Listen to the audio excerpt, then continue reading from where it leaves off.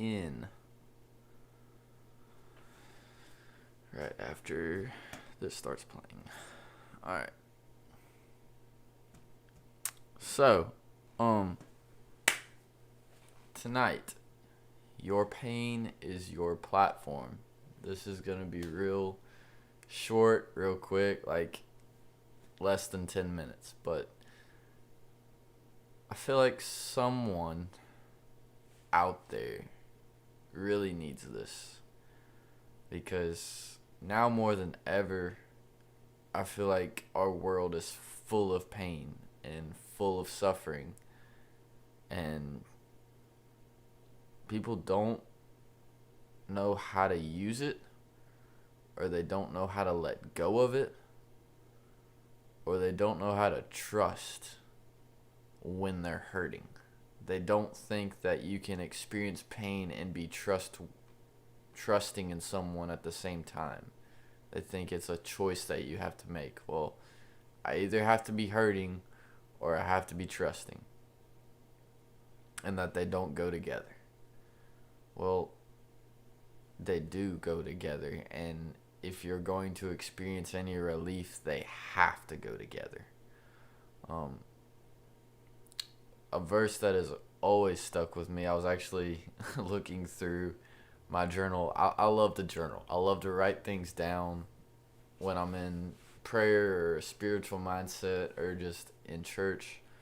I like to journal because like I have a terrible memory. I forget stuff all the time. So I'll think of something so clever, so good, like a one-liner or something that just sticks, and then I forget it. So I have to write it down. So, but I was actually going through my journal. I was reading up on some past journals I'd done and entries, and I came across this verse that I remembered that has stuck with me for the longest and helped me through a lot.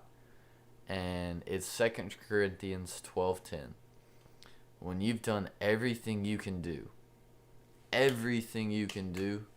that's when God will step in and do what you can't do. But before he can come in and do what you can't do, you have to do everything you can do. See, God isn't a one-way street. He's not going to do it all for you. He wants you to show some effort. He wants you to put some skin in the game. Because here's the deal. You can't save somebody that doesn't want to be saved. When some of y'all know that I lifeguard, and I lifeguard as my job, and we're taught that same principle. You can't save someone who's drowning who doesn't want to be saved. When I go out to rescue somebody, and if they're trying to drown me, I have to leave them and come back. So, because then if I'm dead, if I'm not able to save them, then we're both going to go down. So what I actually have to do is if I go out there, and usually their first instinct is to climb on top of me to try to get above the water. Well, that's trying to drown me.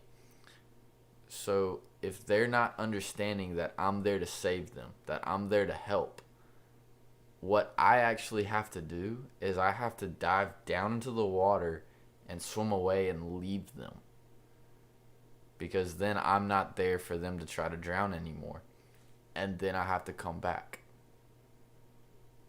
Maybe sometimes that's what God has to do with you. Maybe you've been hurting at some point. You've been experiencing pain. And God has come in and tried to make a move. And you simply weren't ready for it. Or you simply weren't accepting of it. You still either wanted to hurt or wasn't ready to come out of it.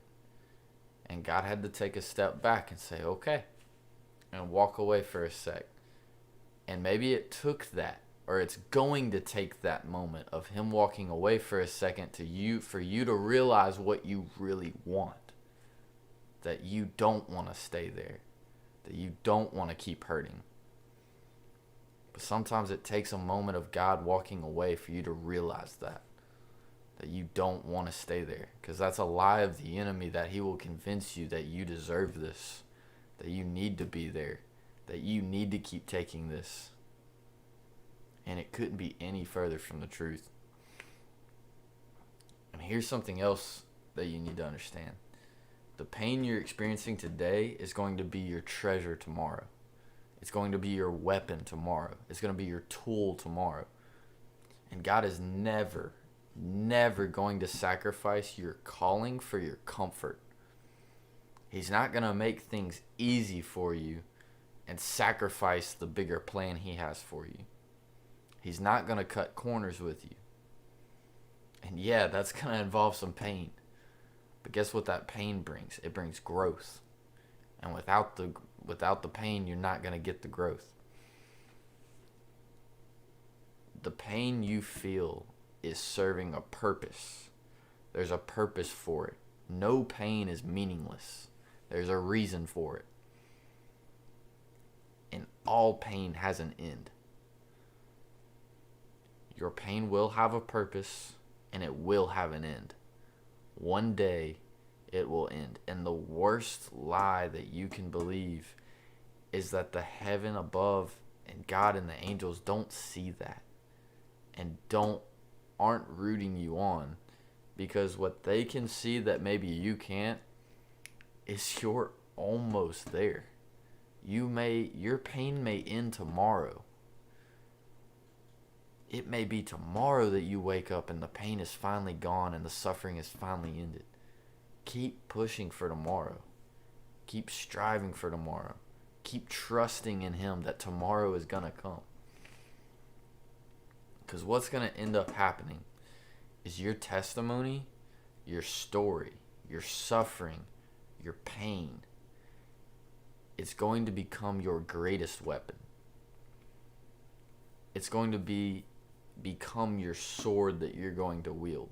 Because what the devil is trying to use to kill you today, all your battles, all your struggles, all the different ways he's coming at you, whether that be through losing people, whether that be through financial difficulty, whether that be through you losing your job, however it is that the devil, that the enemy is coming at you, all of that, it's going to end up being the very tools that you use to fight back against him.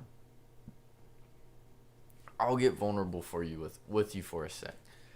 The biggest battle I ever faced in my life was my battle with alcoholism and suicide. Depression and alcohol. That was my two biggest demons I've ever faced in my life. And I almost lost. Truthfully, I came within one step of losing. But I didn't lose. And what the devil was trying to use to kill me is now what I'm using to kill him. The alcoholism and the depression are the two biggest things now I get to go out and use on somebody and other people who are struggling with the same thing, and I get to save them.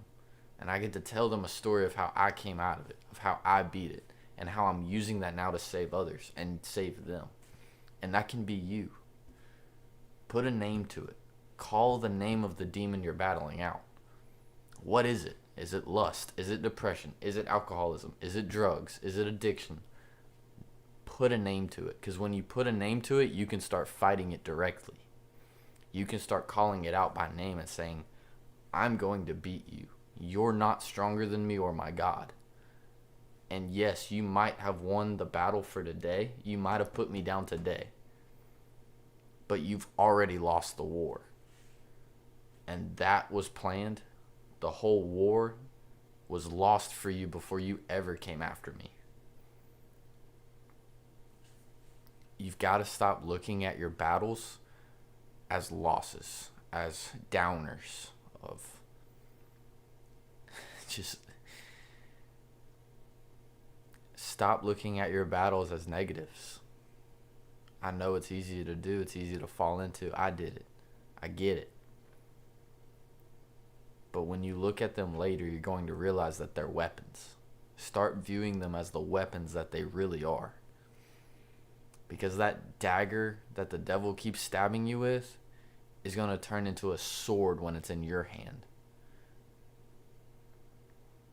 So, some of you might have heard the story of Job. And if you haven't, The story of Job is a story in the Bible where actually the devil and God had a little bit of a bet, sort of. They had a wager. There was this man named Job. He had a family, he had land, he had a farm, made good money, all of that good stuff. He lives comfortably and he was very faithful to God.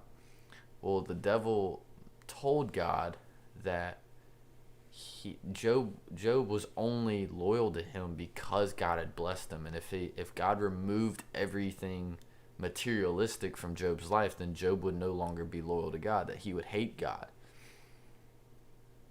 And God accepted that challenge. He said, I know Job. I know him inside and out. I know his heart. I could remove everything from his life and he will still remain faithful to me.